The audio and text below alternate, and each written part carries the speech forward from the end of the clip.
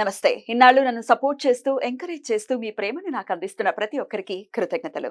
అలాగే ఈ వీడియో కూడా ఖచ్చితంగా మీకు ఉపయోగపడుతుంది. లైక్, షేర్ అండ్ సబ్స్క్రైబ్ చేసి మీ సపోర్ట్‌ని నాకు అందించండి. అలాగే ఈ వీడియో పట్ల మీకున్న అభిప్రాయాన్ని కామెంట్ సెక్షన్‌లో కామెంట్ చేసి తెలియజేయండి.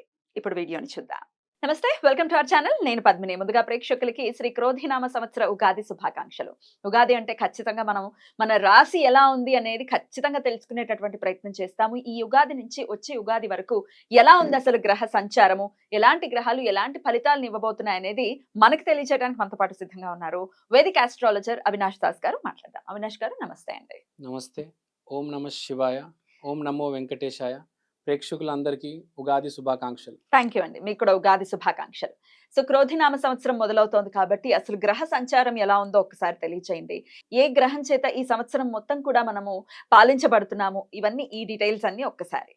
ఈ సంవత్సరము క్రోధినామ సంవత్సరము, రాజువు కుజుడు, మంత్రి శని. కాబట్టి ఈసారి మంత్రి శని బాగా మంచి స్ట్రాంగ్ పొజిషన్లో ఉన్నారు. అందుకనే మనం చూస్తున్నాము ఈసారి ఎవరెవరైతే తప్పులు చేశారో వాళ్ళందరూ జైలుకి వెళ్ళడం కూడా జరుగుతుంది. చాలా మంది పొలిటీషియన్స్ కూడా వెళ్ళారు. సో ఈ సంవత్సరం శని ఎవరిని వదలరు. చాలా మంది శిక్షలు పడతాయి. జైలు శిక్ష అని కాదు, రకరకాల శిక్షలు పడతాయి వాళ్ళ తప్పుల్ని బట్టి, వాళ్ళ తప్పుల్ని బట్టి. అలానే ఎవరైతే మంచి చేశారో వాళ్ళందరికీ శుభం జరుగుతుంది తప్పనిసరిగా. శని ఈసారి డెలివరీ చేయబోతున్నాడు. 30 years తర్వాత శని మంచి స్ట్రాంగ్ పొజిషన్ లో ఉన్నారు. తర్వాత కుజుడు ఈ సంవత్సరానికి రాజువు కాబట్టి ఈ సంవత్సరం మనము చూడేది చాలా రిఫార్మ్స్ ఉంటాయి. బేసిక్ గా రియల్ ఎస్టేట్ రంగంలో చాలా రిఫార్మ్స్ ఉంటాయి. అగ్రికల్చర్ సెక్టర్ లో చాలా రిఫార్మ్స్ ఉంటాయి. ట్రాఫిక్ రూల్స్ మారిపోతాయి. ఇప్పుడులాగా ఉండదు. మీరు ఇష్టం వచ్చినట్టు వెళ్ళడము, helmet rules, drunk and drive rules, triple writing, ఈ రూల్స్ అన్ని మారిపోతాయి. ఇప్పుడు మనం చూసాము నిన్ననే చట్టం వచ్చింది. 1st July నుంచి కొత్త చట్టం ఇంప్లిమెంట్ చేస్తున్నారు. పోలీస్ వాళ్ళు చేయడానికి వీలు లేదు.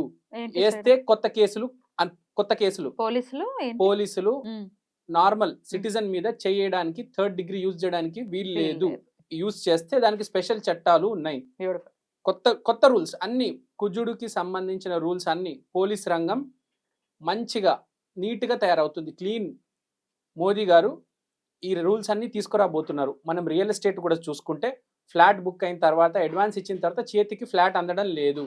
చాలా మందికి ఇంత కదా చూసాం. ఇప్పుడు అలా కాదు.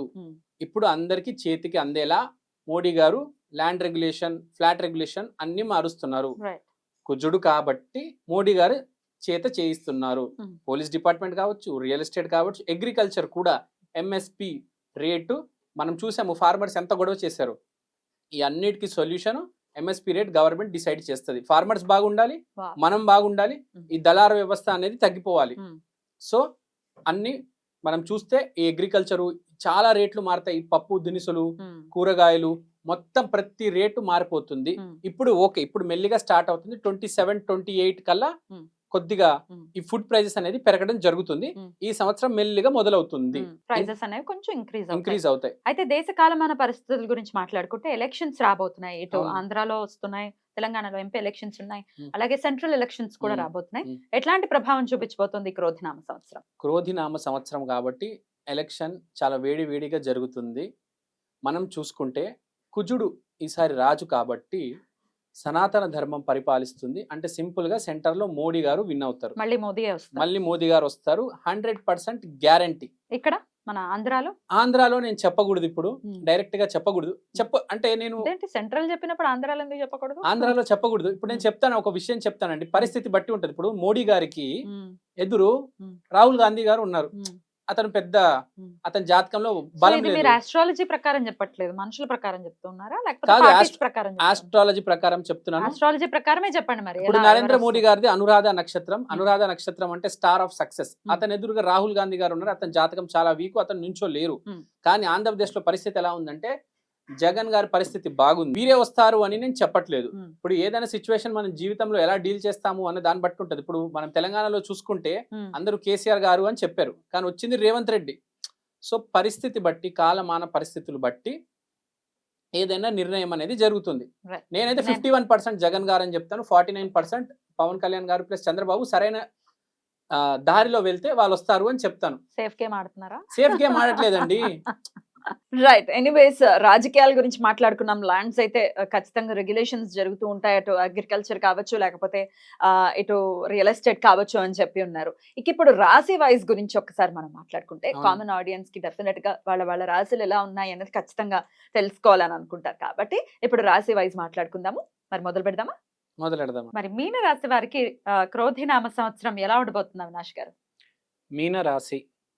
మీనరాశికి మనం చూసుకుంటే 1/7 యాక్సిస్ రాహు కేతు వచ్చింది. Hmm. అంటే జన్మ పునర్జన్మ యాక్సిస్, అంటే కర్మలు తొలగించే యాక్సిస్ అంటారు బేసిక్గా. జన్మ వచ్చేది రాహు వల్ల, కేతు అనేది పునర్జన్మ. సో పునర్జన్మ నుంచి క్యారీ అయ్యే కర్మ ఈసారి ఈ జన్మ నుంచి మనం క్లియర్ చేయాలి. సాటర్న్ 12th హౌస్లో ఉంది.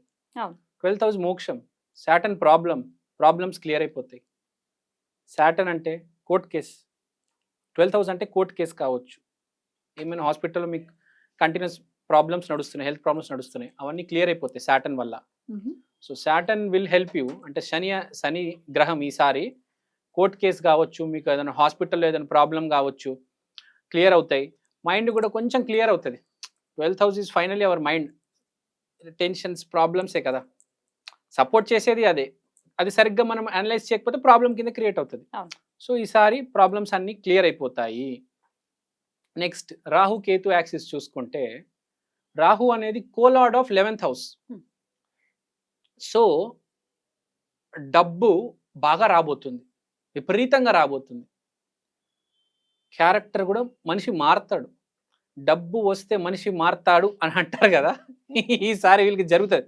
మంచికి జరుగుతుంది, చెడుకు కాదు. అది నిజమే. మనిషి అన్నాక చేతిలో డబ్బు వచ్చాక మార్పు ఉంటుంది, అదైతే ఒప్పుకోవాలి. ఇది మంచి మార్పు వస్తుంది. ఇది మంచి మార్పు వస్తుంది. ఎందుకంటే ఈసారి బాగుంది వీళ్ళకి, మీన రాశి వారికి. అదేంటి మరి ఏలినాటి శని ఉందని భయపడుతూ ఉన్నారు కదా. తప్పు చేసిన వాడు ఏలినాటి శనికి భయపడాలి. శని బాగున్నారు, ఇప్పుడు మీ శని బాగుంది, మీరు భయపడాల్సిన అవసరం లేదు. మీకు ఎప్పుడైనా బాగానే ఉంటది. శని ఈసారి ఏలినాటి 12వ ఇంట్లో ఉంది కాబట్టి సేఫ్ జోన్ లో ఉంది. వీళ్ళకైతే ఏం కాదు, ఎందుకంటే శని ఈసారి 12th హౌస్ లో ఉంది. నిజం.